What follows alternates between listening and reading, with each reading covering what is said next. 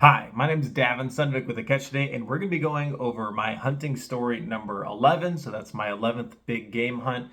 Reason why I do this for two main reasons. First reason is if you're going to get advice from somebody on the internet, you want to know a little bit about their experiences to make sure if what they're experiencing is something similar to what you want to experience, right? Second reason is simply just for documentation purposes.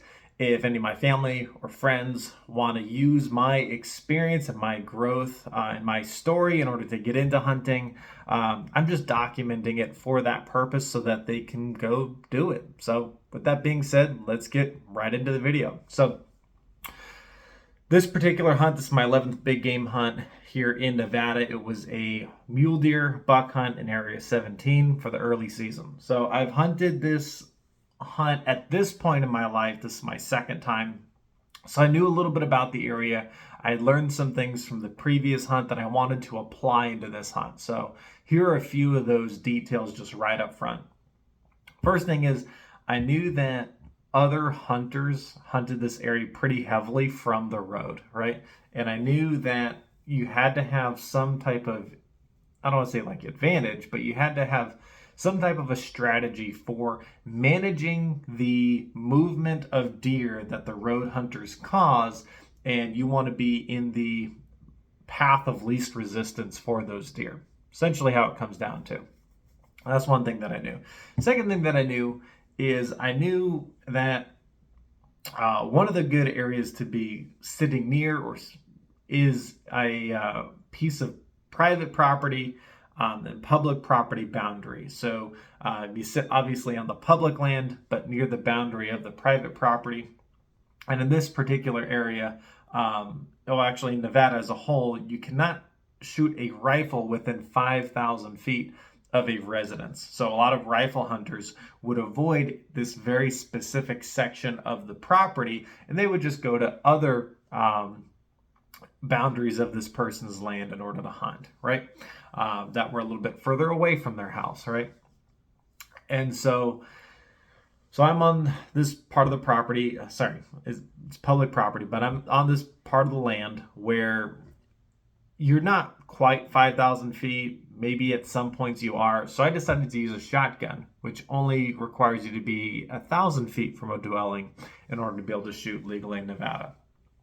So that's where I decided to go. I decided to bring a shotgun to have an extra tool in the tool chest and set up along this canal where I could move quietly and quickly along the way. Now, I created that plan for the evening because of my failed stock in the morning. So that morning, my dad and I both had two failed stocks. I had a failed one, so did he. So we'll go over mine first. So I was in one of the areas where the brush is super low, but then as you go up the hill, the brush gets taller and taller and taller. And so I was stalking a group of mule deer. They were on the private property, right? They were angling closer towards public land.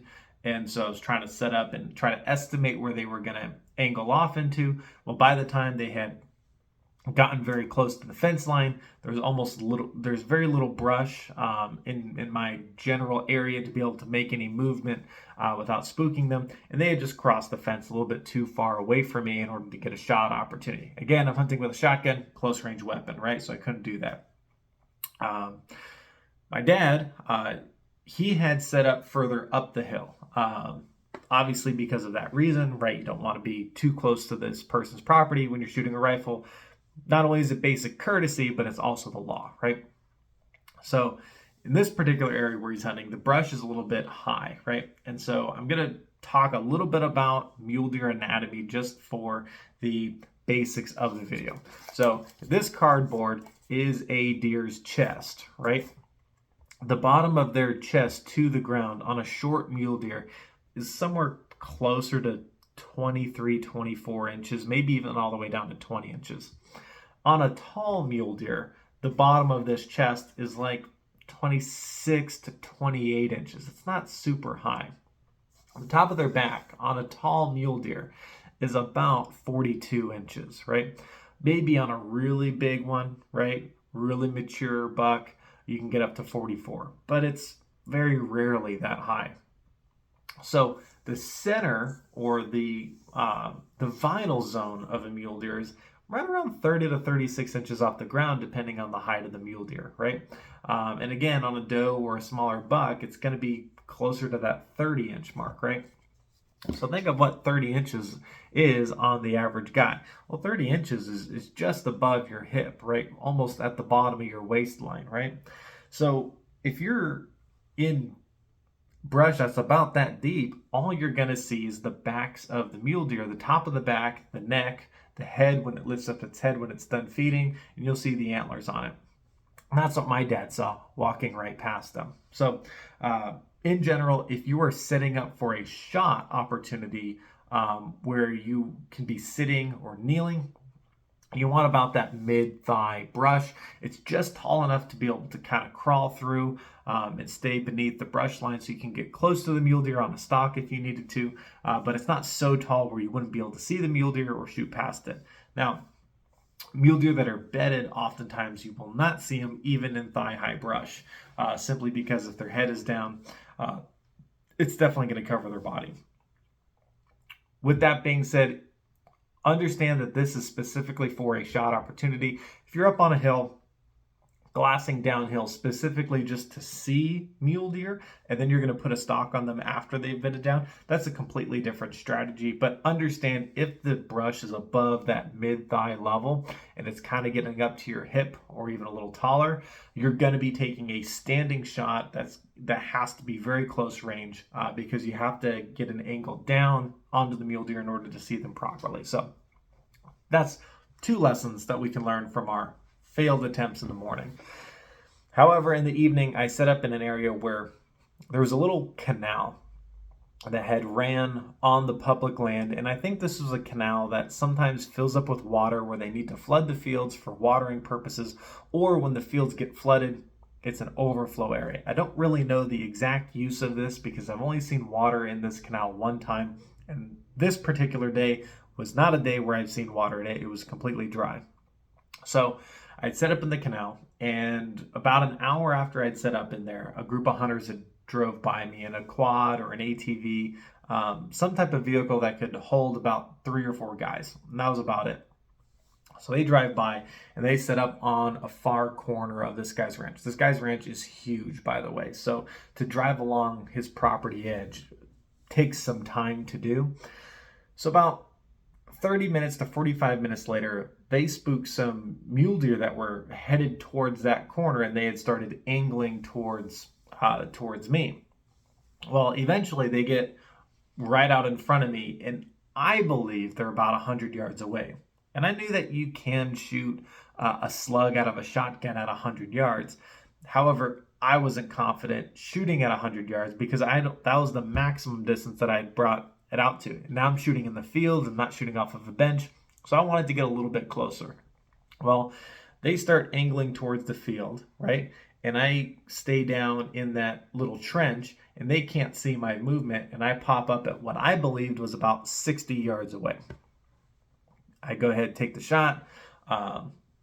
Deer drops immediately. I never knew how devastating slugs were on deer. I didn't even shoot it double lung. I shot it single lung out the liver. It bleeds out almost instantaneously. So very clean kill.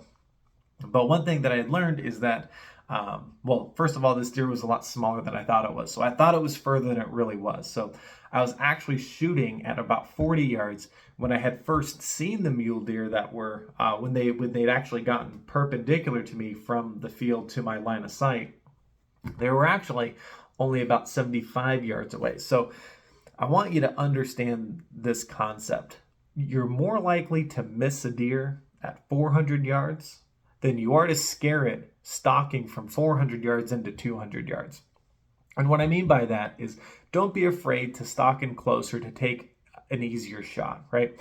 You're going to be way better off taking a shot where you're closer to the animal than you think you need to be, than by trying to stretch your range and say, well, can I really take this shot? Is this shot ethical? I shot 200 at the range. This is 250. It shouldn't be that big of a deal. The thing is sometimes it really is that big of a deal, right? So this story ended with a nice clean kill because I got closer to the animal than I thought I would, right?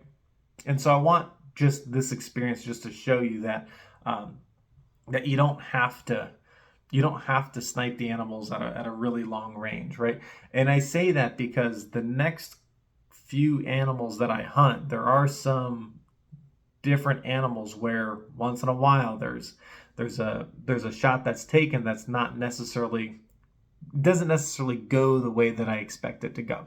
So I understand that that's coming up in the next couple of stories, and that because I had this experience of getting close and confidently killing the deer, right? It gave me experience to say, you know what? Later on, when I end up missing, I can go back in time and think, well, how was I successful earlier? And what I was successful with, and how I'm successful, is getting very, very, very close to the animals, as close as I can possibly get, um, to where the rifle or the weapon that I'm using is almost double capable of what I'm shooting at. So if I'm capable at shooting 100 yards, I'm trying to get to about 50 yards, right? If I'm capable at shooting at 200 yards, I'm trying to get to about a 100-yard shot. So hopefully this helps you. Hopefully you learned something. And again, thank you for watching if you've made it all the way to the end here. This video series is not going to be really ending soon, but it's going to be completed here soon, where it's just going to be ongoing on a yearly basis. So we'll be able to focus our attention towards some other topics that you may be interested in. I know we have some subscribers. I do appreciate you guys for your patience in this season of the video where I'm trying to catch up on some topics that I feel like are really, really important. Again, thanks for watching and have a great day.